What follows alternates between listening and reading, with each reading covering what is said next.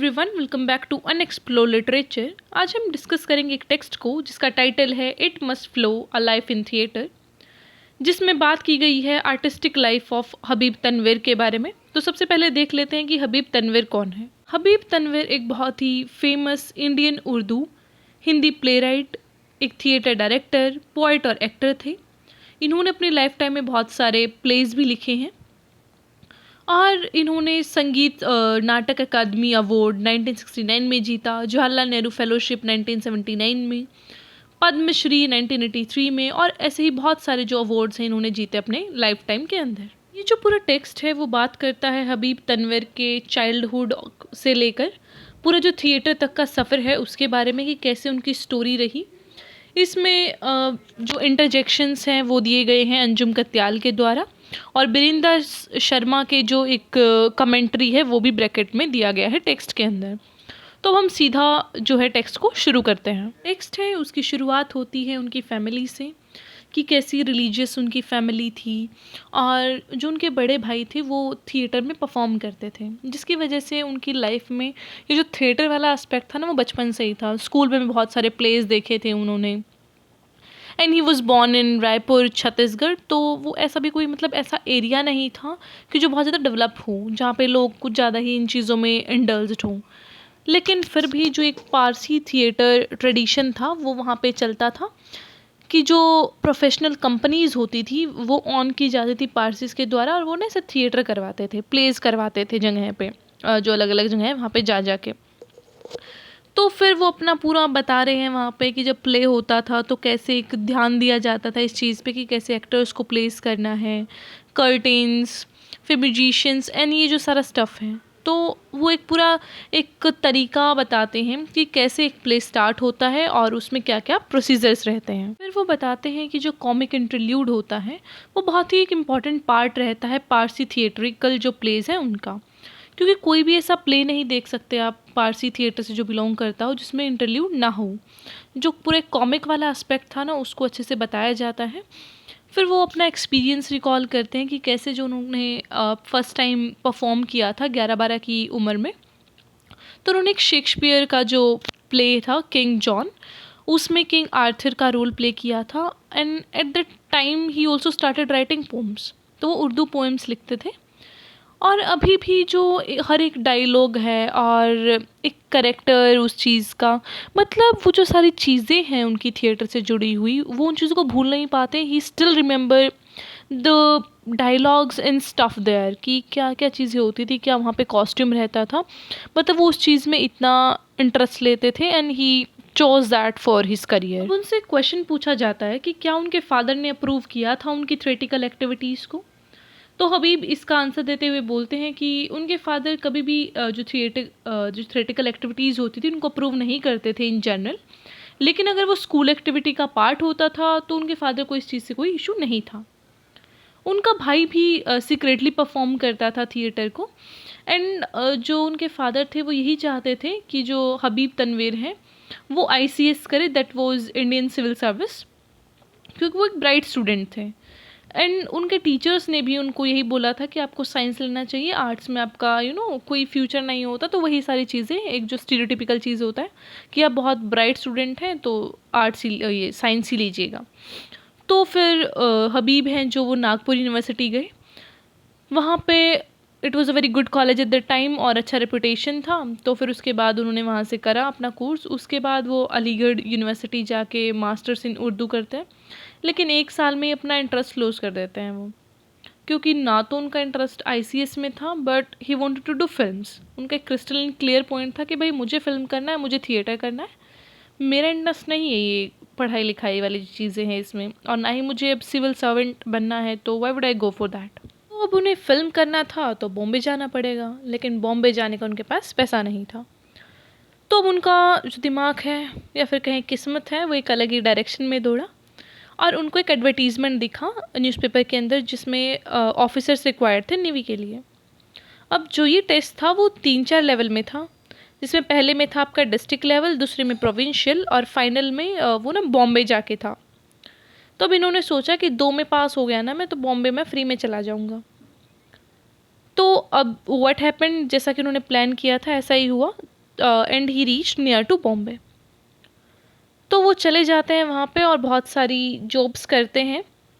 एक दिन वो डायरेक्टर सूर्यम से मिलते हैं एक रेस्टोरेंट के अंदर, जो कि उन्हें एक मूवी ऑफ़र करते हैं जिसका नाम था आपके लिए। फिर उनकी जो मुलाकात होती है वो होती है मोहम्मद तहीर से, जो कि एक उर्दू पोइट थे बहुत ही फेमस। और वो इनकी पोइट्री से इतना खुश होते हैं, या फिर एक इंस्पिरेशन का सोर्स होता है कि भाई कितना यूथ है जो अच्छी पोइट्री लिख रहा है, तो वो उसको अपॉइंट कर लेते हैं एज हिज सेक्रेटरी। तो अब जो ये थे हमारे मोहम्मद तहीर, इनका एक एम्यूनेशन फैक्ट्री था, मतलब जहाँ पे वॉर के लिए वेपन्स बनता है, क्योंकि ये टाइम कब का था, एक 1945 के अराउंड का था, क्योंकि वर्ल्ड वॉर जो सेकंड है उसका एंड हो रहा था। जब भी फैक्ट्री के वर्कर से मिलते तो उन्हें एक बहुत ही इंटरेस्टिंग सा चीज़ दिखता कि कैसा चेंज इन लैंग्वेज है, मतलब जो बॉम्बे का हिंदी है that is quite different from the other places. तो वो इस चीज़ में बहुत इंटरेस्ट लेते थे कि कैसा एक लैंग्वेज चेंज होता है प्लेस टू प्लेस में। फिर उन्होंने as a content writer for films भी काम किया, and then he became the first assistant editor of film India, जो कि एक मंथली मैगजीन था।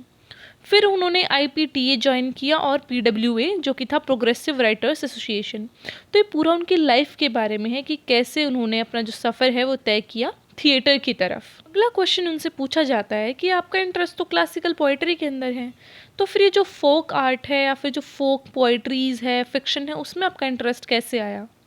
तो वो बताते हैं कि जो उनका लिटरेरी इंटरेस्ट था ना, जो उनको बुक रीडिंग और ये सारी चीज़ें पसंद थी, इसकी वजह से वो डिफरेंट जो डायलेक्ट्स हैं और ये जो सारा फील्ड है वो एक्सप्लोर कर पाए, जिससे कि उनका एक पॉप कल्चर है जो उसमें इंटरेस्ट आ गया। फिर उनसे नेक्स्ट क्वेश्चन पूछा जाता है कि what kind of plays did you do at that time, कि जो सोशल थीम था वो क्या होता था आपके प्लेस का उस टाइम पर। वो कई सारी मूवीज़ का रेफरेंस देके बताते हैं कि इस टाइप की जो मूवियाँ थी वो बनती थी उस टाइम पे। और उन्होंने एक स्ट्रीट प्ले को लिखा और डायरेक्ट किया था जिसका नाम था शांतिदूत कनग्र। जब उनका एक सेपरेशन हो गया IPTA से, तो उन्होंने बॉम्बे छोड़ दिया और वो दिल्ली आ गए, क्योंकि जो उनका सोल इंटेंशन था वो था कि उनको जो है फिल्म्स में एक्ट करना है।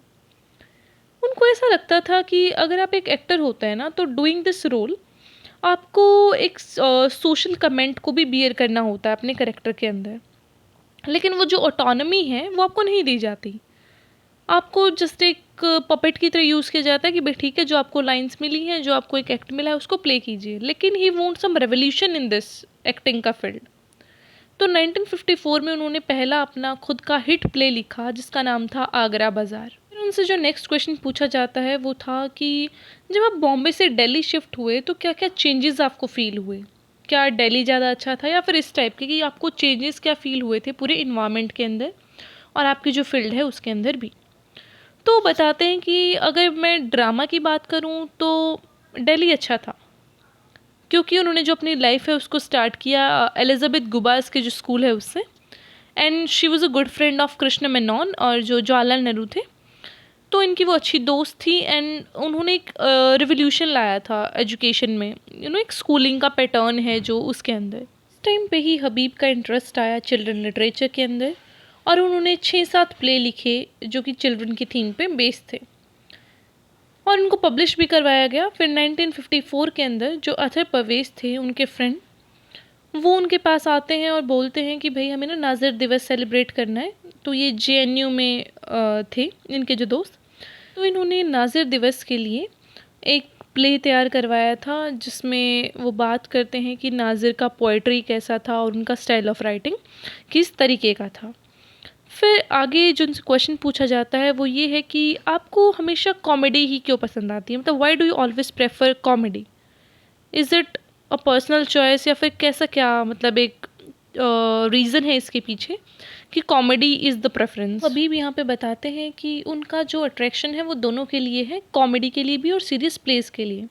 लेकिन जो उनके फेलो जो आर्टिस्ट है वो ज़्यादा इंक्लाइंड है towards comedy, and he also talked about tragic comedies, कि कई बार क्या होता है कि जो एक आदमी के लिए कॉमेडी है वो आपके लिए क्या हो सकता है, आपके लिए एक ट्रेजिक इवेंट हो सकता है। लेट अस से कि अगर मैं गिर जाऊँ for me it's a tragic event, लेकिन जो मुझे देख रहा है for them it can be a comedy कि भाई ये गिर गया और आपको हंसी आती है एकदम।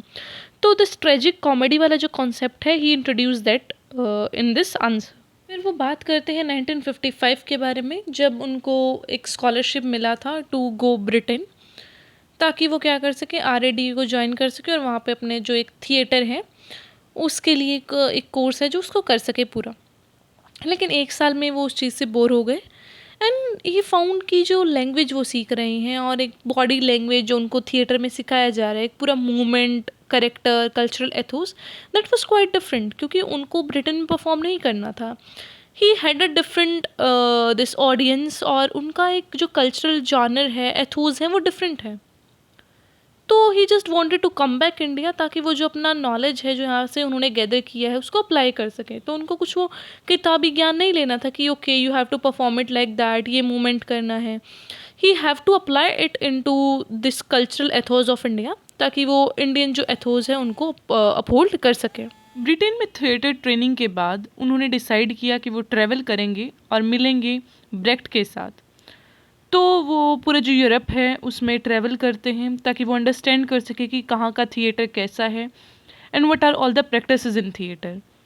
तो फिर वो पेरिस जाते हैं और ये सारी चीज़ें रहती हैं कि वो कैसा कल्चर है, वहाँ का एक्सपीरियंस करते हैं।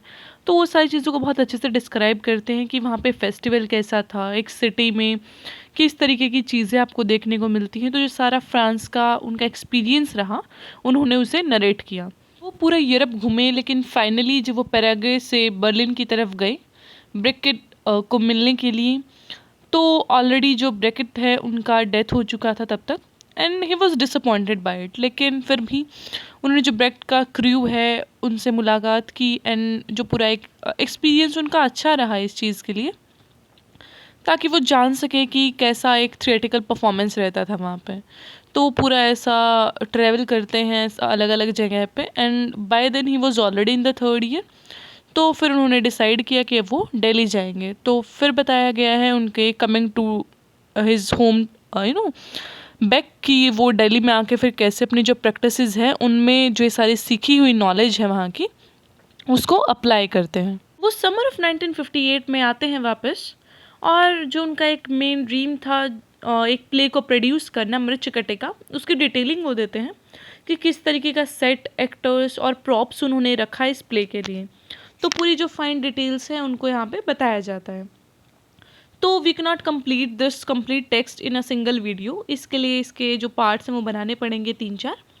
तो ये था पार्ट 1। आई होप आपको ये जो टेक्स्ट है वो समझ आया होगा। अगर कोई भी क्वेश्चन है तो आप उसे कमेंट बॉक्स में डाल सकते हैं and I will try to answer them all. So don't forget to subscribe the channel, like the video and share it with your friends. I'll meet you in the next video. Till then, take care, stay healthy.